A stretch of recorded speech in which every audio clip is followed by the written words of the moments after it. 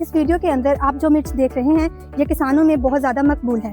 इसका seed market में आते ही हाथों हाथ बिक जाता है। जी हाँ, मैं बात कर रही हूँ ग्रीन गोल्ड की रानी F1 के बारे में।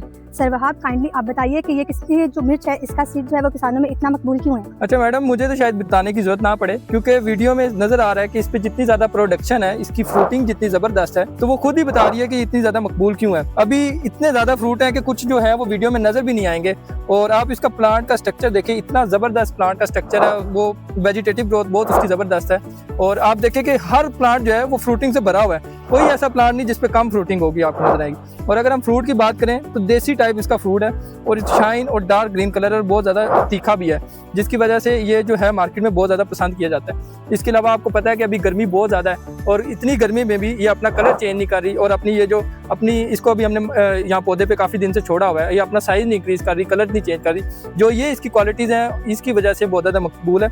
और दूसरा, इसकी जो प्रोडक्शन है वो बहुत ज़बरदस्त है, तो जिसकी वजह से डबल मुनाफा देती है और अर्ली आती है, तो इस वजह से किसानों में बहुत ज़्यादा मकबूल है और ये एक बेस्ट वैरायटी है। अगर आप भी देसी सेगमेंट में मुनाफा कमाना चाहते हैं तो लगाएं ग्रीन गोल्ड की रानी F1। इसीलिए हम कहते हैं जी, green gold is the dream gold.